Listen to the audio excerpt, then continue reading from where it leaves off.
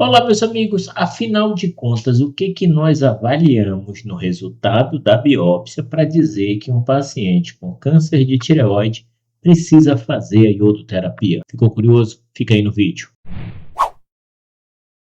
Eu sou o Dr. Márcio Fernandes, cirurgião geral e cirurgião de cabeça e pescoço. Esse canal é destinado ao mundo da cirurgia, curiosidades e tudo mais. Pessoal, quando a gente fala de câncer de tireoide, a tendência é que as pessoas achem o seguinte: deu câncer de tireoide, automaticamente eu preciso de um tratamento complementar, tipo uma quimioterapia, uma radioterapia. Esqueçam isso. Quando a gente está falando de câncer de tireoide, raramente mesmo, o paciente precisa fazer ou uma quimioterapia ou uma radioterapia, mas é muito raro.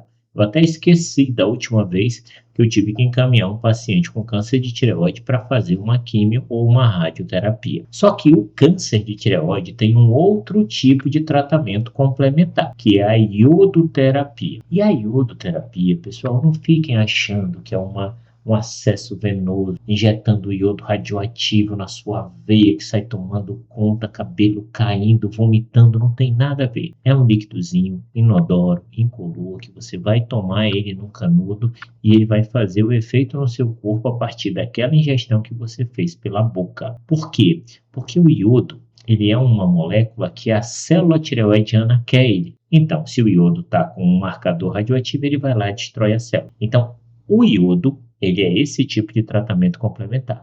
Mas não é só porque deu câncer que automaticamente você vai precisar de iodo. A minoria das pessoas que têm câncer de tireoide vão precisar de iodo. E quem são essas pessoas? São aquelas pessoas que, quando a gente analisa o resultado da biópsia, tem alguns fatores de risco que indicam que aquele paciente tem mais risco da doença voltar do que outros pacientes.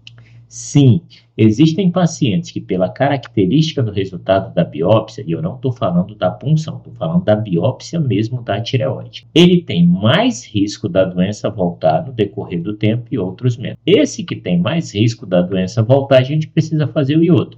Por quê? Porque eu tenho que diminuir o risco da doença voltar nesse paciente.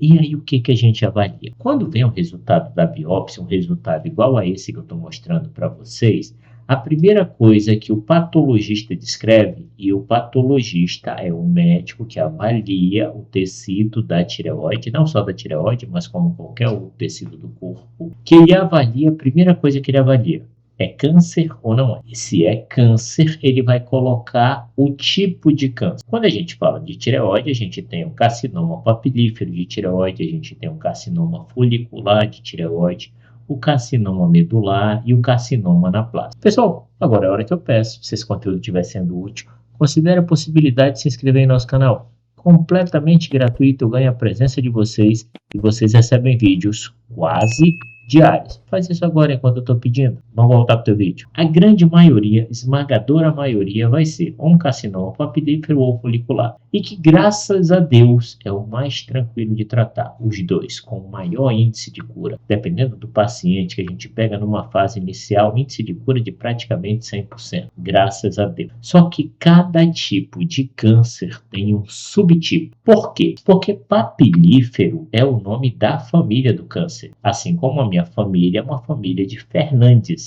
Eu sou um Fernandes, só que o meu nome é Márcio. Só que eu tenho um irmão, que ele é Fernandes, o nome dele é Marcelo. Eu tenho uma irmã, que o nome dela é Marijane, e todo mundo é Fernandes. E dentre esses, tem os que são mais brabos e tem os mais mansos. Então, por exemplo, quando a gente avalia essa questão, que a gente recebe o resultado, carcinoma papilífero de tireoide, então eu sei que o câncer é da família dos papilíferos. Aí vem a outra informação que o patologista tem que me dar.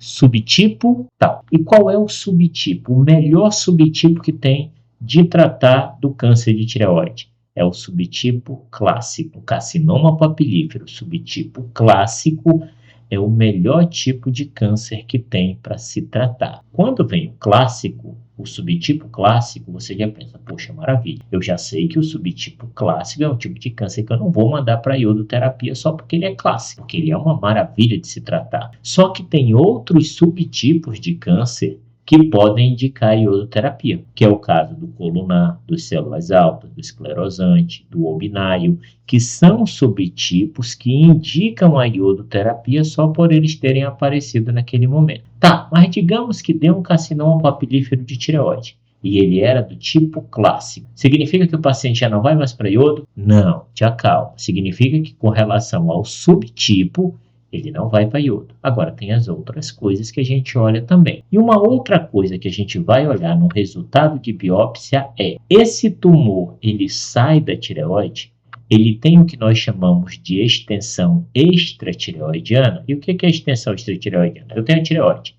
O tumor vara a cápsula da tireoide e vai para tecidos vizinhos. Se ele tem essa extensão extratireoidiana, por mais que ele seja um subtipo clássico, iodoterapia, porque esse paciente já se torna um paciente de risco maior para a doença voltar, mesmo ele sendo tipo clássico. A outra questão que nós avaliamos é a seguinte: esse tumor ele tem invasão linfática e vascular, que é quando o tumor invade os vasos sanguíneos. Se o tumor não tem invasão vascular, ele não tem indicação de fazer a iodoterapia, mas ele também não pode ter a extensão extratireoidiana e ele também não pode ter aqueles subtipos que são mais agressivos. Então, todos têm que confluir. Por quê?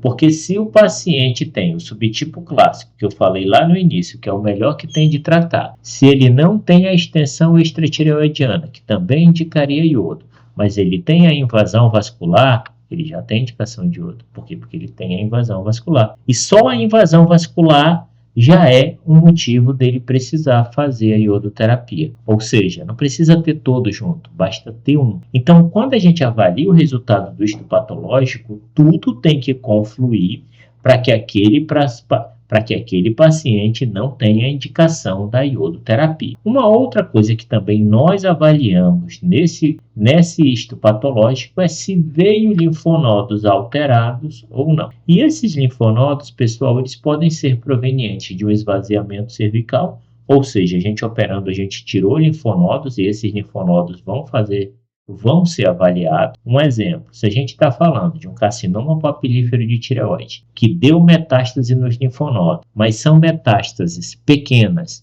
menores do que 2 milímetros e menos de 5 linfonodos, esse paciente não precisa ir para a iodoterapia. Agora, se são metástases que têm mais de 2 milímetros, mesmo que seja um só linfonodo, ou tenham mais de 5 linfonodos com acometimento de metástase, ele já vai para a iodoterapia. Se é um paciente que foi retirado um linfonodo, mas aquele linfonodo não fazia parte de um esvaziamento cervical, ele foi apenas retirado porque ele estava lá no momento da cirurgia e ele saiu junto. E deu que ele tinha metástase, você pensa, poxa, mas se nesse deu metástase, como é que estão os outros linfonodos? Será que não tem metástase?